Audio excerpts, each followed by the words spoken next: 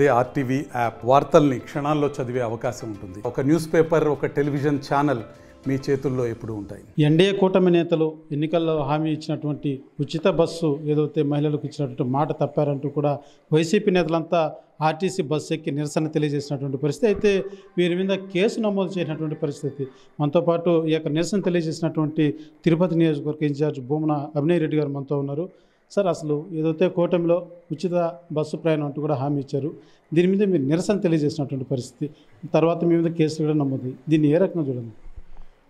ఇదేం నేను అడిగిందో లేదంటే వైఎస్ఆర్ కాంగ్రెస్ పార్టీ ఉచిత బస్సుని ఖచ్చితంగా కూటమి ప్రభుత్వం ప్రజలకు అందజేయాలని వైఎస్ఆర్ కాంగ్రెస్ పార్టీ చెప్పిందో కాదు. సాక్షాత్తు ఇప్పుడున్నటువంటి ముఖ్యమంత్రి చంద్రబాబు నాయుడు గారు వారి ఎన్నికల ప్రచారంలో భాగంగా కూటమి ప్రభుత్వం అధికారంలోకి వచ్చినటువంటి మరుసటి రోజు నుంచే రాష్ట్రంలో ఉన్నటువంటి మహిళలందరికీ కూడా ఉచిత బస్సు సౌకర్యాన్ని కూటమి ప్రభుత్వం అందించబోతోందని చెప్పారు.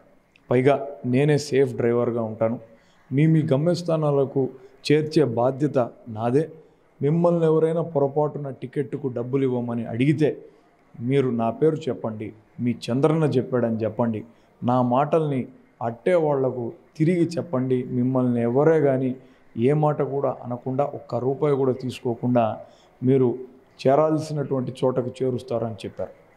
వైఎస్ఆర్ కాంగ్రెస్ పార్టీ తిరుపతి మహిళా విభాగం ఇప్పుడు 9 నెలలుగా అవస్తోంది కూటమి ప్రభుత్వం ఏర్పడి, ఇప్పటి వరకు ఆ హామీని వీళ్ళు అమలు చేయలేదు.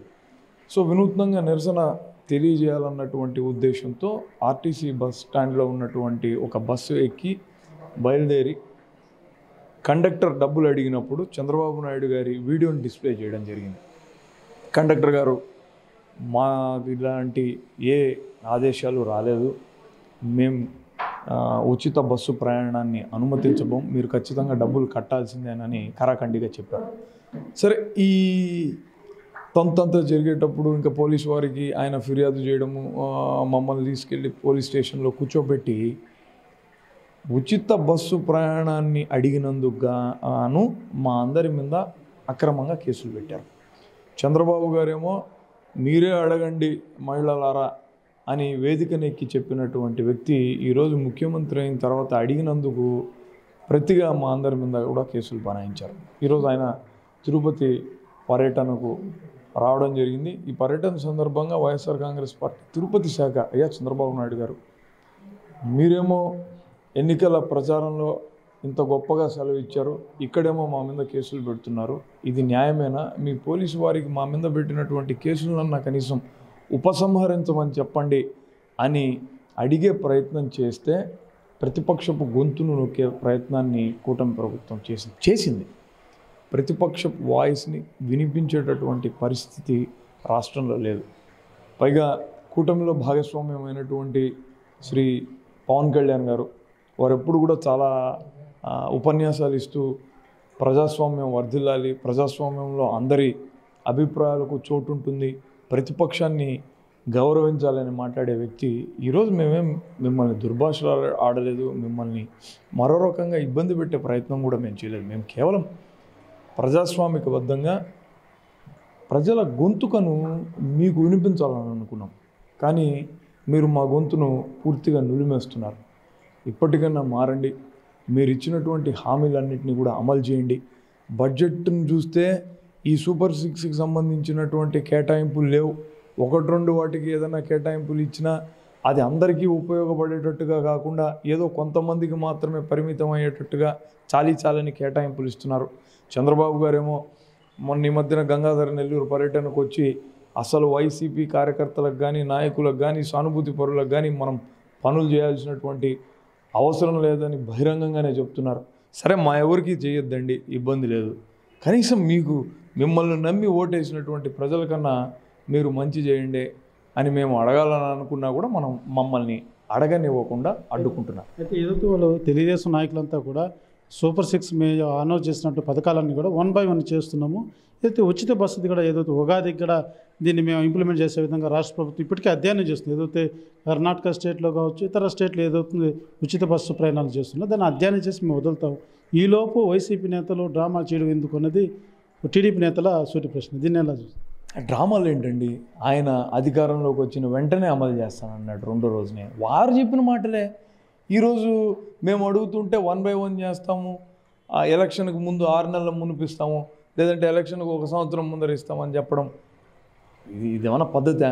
వైఎస్ఆర్ కాంగ్రెస్ పార్టీ అధికారంలోకి వచ్చినప్పుడు ఆ ఎన్నికలను మేము ఫేస్ చేసినప్పుడు మా మేనిఫెస్టోని అమలు చేసినటువంటి బాధ్యత జగన్మోహన్ రెడ్డి గారు డే 1 నుంచి తీసుకున్నారు. ఆయన చెప్పింది చెప్పినట్టుగా టైం ప్రకారం ఒక క్యాలెండర్ని వేసినట్టుగా వేసి పథకాలన్నింటినీ కూడా ప్రజలకు అందుబాటులోకి తెచ్చారు. అంటే చంద్రబాబు గారికి జగన్మోహన్ రెడ్డి గారికి ఎంత తేడా ఉంది? ఆ తేడాను చూపించడమే మా ప్రయత్నం. చంద్రబాబు గారు మాటలు చెప్తారు, జగన్ గారు చేతల్లో చూపిస్తారు. ఇప్పుడు చంద్రబాబు నాయుడు గారు తిరుమలలో ఉన్నారు, రిటర్న్ కాబోతున్నారు. మీరు ఏదైతే రిప్రజెంటేషన్ లెటర్ ఇచ్చి ఈ యొక్క కేసు గురించి కూడా మీరు మాట్లాడడం రాత్రి ట్రై చేశారు, మేము హౌస్ అరెస్ట్ చేయనటువంటి పరిస్థితి. ఇప్పుడు ఆయన రిటర్న్ వెళ్ళే సందర్భంలో మళ్ళీ మీరు ఏమైనా కలిసేందుకు ఏమైనా ప్రయత్నించే అవకాశాలు ఉన్నాయి? మొత్తం పోలీసు వాళ్ళంతా ఇక్కడే ఉన్నారు, మమ్మల్ని ఎక్కడికక్కడ గృహ నిర్బంధం చేశారు. మా నాయకులందరినీ కూడా వారి ఇళ్లల్లో కట్టడి చేయడం జరిగింది. మేము ప్రయత్నం అయితే మానుకోవం, ఖచ్చితంగా ప్రయత్నిస్తాం. పోలీసు వారు ఆపేటటువంటి ప్రయత్నాలు వాళ్ళు చేస్తారు. కానీ మా గొంతును నొక్కిన ఏదో ఒక రూపంలో ప్రజలందరికీ కూడా వాస్తవాలు చెప్పడంలో వైఎస్ఆర్ కాంగ్రెస్ పార్టీ వెనుకడుగా వేయదు. అక్రమ అరెస్టులకు, నిర్బంధాలకు, లాఠీ దెబ్బలకు భయపడేటటువంటి నాయకులు కానీ కార్యకర్తలు కానీ వైఎస్ఆర్ కాంగ్రెస్ పార్టీలో లేరు. అయితే చంద్రబాబు నాయుడు ఇచ్చినటువంటి హామీ ఏదైతే ఉచిత బస్సు ప్రయాణానికి ఇచ్చినటువంటి హామీని ఖచ్చితంగా నెరవేర్చాలి. ఆయన హామీ ఇచ్చాడు కాబట్టి మేమంతా కూడా అడుగుతున్నాము. ఊరికే అధికారంలో వచ్చేందుకు అనేక హామీలు ఇచ్చి ఇవాళ రేపు చేస్తాం, ఇవాళ చేస్తూ ఉంటూ కూడా మా కాలయాపన చేస్తున్నటువంటి ప్రభుత్వాన్ని నిలదీసేటువంటి హక్కు ప్రతిపక్షాలకు ఉంటుంది.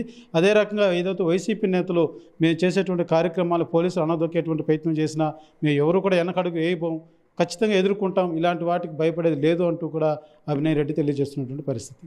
కెమెరా పర్సన్ కోటితో సురేష్, RTV, తిరుపతి. మరిన్ని వీడియోస్ కోసం ఛానల్ ని సబ్స్క్రైబ్ చేయండి. లేటెస్ట్ అప్డేట్స్ కోసం వాట్సాప్ ఛానల్ ని ఫాలో అవ్వండి. ఆ లింక్ డిస్క్రిప్షన్ లో ఉంది.